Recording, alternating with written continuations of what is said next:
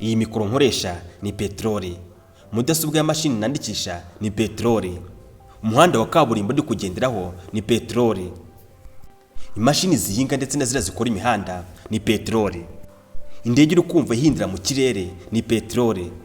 Transport n'ibikomoka kuri peteroli bidufitiye akahe kamaro? Ese ni gute twakwirinda ingaruka zihindagurika ry'ibiciro byayo? Ese kuzamuka kw'ibiciro bya lisansi bigira izihe ngaruka ku buzima bwawe bwa buri munsi? Wumva igihugu cyakora iki kugira ngo kigabanye gukenera cyane ibikomoka kuri peteroli? Twese turabizi ko gutega moto byoroheje ubuzima bwa benshi, kuko umuntu ava aho ari akagera aho ajya mu kanya gato nk'ako guhombya. Ariko kandi ibyo byose bisaba lisansi, mazutu, benzine, kerosene n'ibindi bikomoka kuri peteroli. Iyo ibiciro byabyo byazamutse ku isoko mpuzamahanga, ubuzima burahenda, ingendo zikagorana, ubucuruzi bugahungabana. Uyu munsi tugiye kuganira ku kintu isi yishingikirijeho, kibuze ubuzima bugahungabana: transport n'ibikomoka kuri peteroli. Izo ni ingingo nuko dutangiye dutya. Nitwa Aisha Ardos, iyi ni Source TV, iki ni ikiganiro Inzira ya Muntu. Ndi kumwe na Orest Oje. Tubahaye ikaze.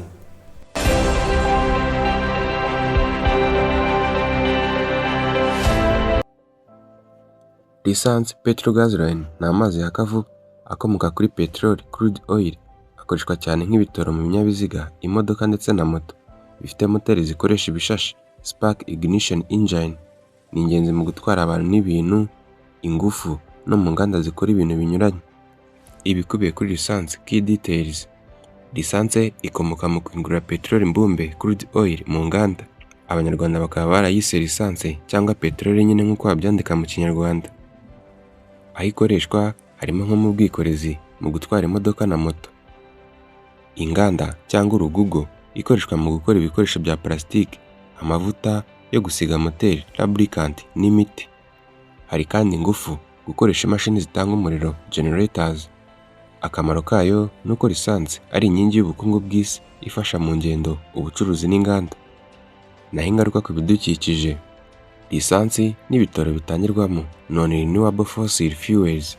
Ikoreshwa ryayo risohora imyuka yangiza ikirere, greenhouse gases, ndetse n'imyuka ihumanya ikirere, pollutants, bishobora gutera indwara z'ubuhumekero n'izindi ngaruka ku mubiri. Dore uburyo lisansi ikoreshwa mu Rwanda. Mu Rwanda, lisansi ikoreshwa cyane mu modoka na moto zinjira mu mujyi wa Kigali n'izikora ingendo z'imbere mu gihugu. Lisansi imaze kuba ngombwa cyane mu buzima bwa buri munsi, ariko ikaba inagira uruhare mu kwangiza ikirere bitewe n'imyuka yasohowe na za moteri z'ibinyabiziga. Iby'ingenzi bamenya kuri yo ni uko igira key terms cyangwa se ibiyerekeyeho. Hari petrol station, aha niho hacururizwa lisansi. Hari kandi mazutu. Imodoka uri kumva ziri kugenda mu mihanda, moto hirya no hino, byose ni peteroli. Inganda zikomeye zimwe za rutura zikoresha peteroli. Peteroli ni peteroli. Lisansi, mazutu, kerosene, gaze, amavuta yo gusiga imashini, azifati ikoreshwa mu mihanda, plastike n'ibindi byinshi. Buri munsi tubikoresha tutabizi. Ibyo byose ni peteroli. Icyo nzi neza ni uko peteroli uyikoresha mu buryo umwe cyangwa ubundi. Dore ibintu 5 bitakorwa nta bikomoka kuri peteroli. Gutwara imodoka, moto, amakamyo n'amabisi ntibyaba bikigenda. Kugurutsa no gutwara indege nyinshi ntabwo zaba zikigenda mu kirere. Kubaka no gusana imihanda hifashishijwe azifati ntibyaba bigikozwe. Gukora ibikoresho bya plastike byinshi dukoresha buri munsi nta peteroli, ibyo nabyo ntibyagerwaho. Gukoresha imashini nyinshi zo mu nganda n'ubuhinzi mu gihe peteroli yabaye nkeya cyangwa yabuze, ibyo byose ntibyagerwaho. Peteroli yabuze, nta bundi buryo bwo gukoresha amashanyarazi, ubuzima bwasa nkaho buhagarara. Ku bantu bishingikirije ibinyabiziga, hari abajya bibaza ngo ubundi peteroli iramutse ishize mu isi ubuzima bwahagarara. Hari n'abandi bibaza bati ubundi peteroli iramutse ihagaze mu isi ntago abantu barya ngo banywe. Ariko twese icyo tuzi neza nuko peteroli ifite akamaro kanini cyane ku buzima bwacu bwa buri munsi ndetse n'iterambere ry'igihugu. Peteroli ni inkingi ya mwamba zituma ibikorwa bibasha kugenda neza hirya no hino mu gihugu. Peteroli ifasha mu ngendo. Peteroli yoroshya ingendo hirya no hino kuko imodoka, moto, bisi ndetse n'imodoka zitwara abantu n'ibintu bibasha kuva mu gace kamwe bikagera ahandi nta nkomyi. Peteroli ifasha ubucuruzi gutera imbere kuko ibicuruzwa bigezweho bigera hirya no hino ku masoko binyuze mu modoka zikoresha peteroli cyangwa se mazutu. Ifasha inganda gukora neza kuko imashini nyinshi zikenera ibikomoka kuri peteroli. Ifasha ubuhinzi. Peteroli kubera ko tractor za torotoro n'imashini nyinshi cyane z'ubuhinzi zikoreshwa cyane kandi zikifashisha lisansi cyangwa se mazutu.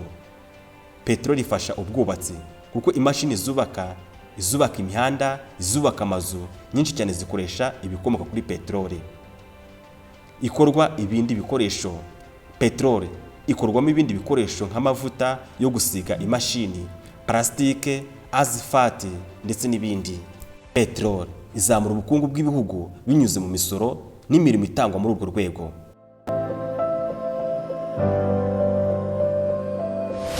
Hari ibintu byinshi cyane bishobora guteza ingorane mu gihe ibikomoka kuri peteroli byabuze hirya no hino ku masitasiyo. Ingendo zihagarara cyangwa zigakora gake cyane. Imodoka na moto ntibyaba bigikora neza. Ibiciro by'amatike n'ubwikorezi byazamuka cyane. Ibiciro by'ibiribwa n'ibicuruzwa byiyongera kubera kugira ikibazo cyo kubitwara. Inganda n'imashini nyinshi zizahagarara, ibikorwa bikadindira. Ubushomeri bwakwiyongera kuko bamwe babura akazi gashingiye ku bwikorezi n'ibicuruzwa. Ubuzima bwinshi bwagorana, abantu bakererwa kujya mu kazi, kujya ku ishuri ndetse no kujya kwa muganga. Nubwo ibyo byose byabaho, ariko leta ibifite igisubizo ndetse n'uburyo ukuntu yahangana n'ibibazo by'ibura bya peteroli mu isi. Dore icya mbere, guteza imbere imodoka na moto zikoresha amashanyarazi, gukoresha gazi n'izindi ngufu zisukuye mu ngendo no mu nganda, kongera ubwikorezi rusange nka bisi ndetse na gari ya moshi kugira ngo hakoreshwe peteroli nkeya, gushora imari mu ngufu z'imirasire y'izuba, imiyaga n'amazi no kubyaza ingufu ibikomoka ku bimera, biofuel. Iyo peteroli ibuze, ubuzima burakomera.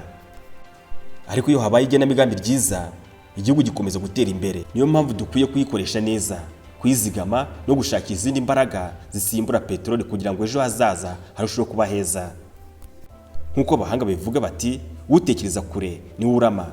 Reka twubake igihugu gikoresha umutungo neza, kirengera ibidukikije kandi gitekereza kure ku hazaza igihugu cyacu. Intangansu by'iki cyegeranyo mu cyumva kigatamba kuri Source TV.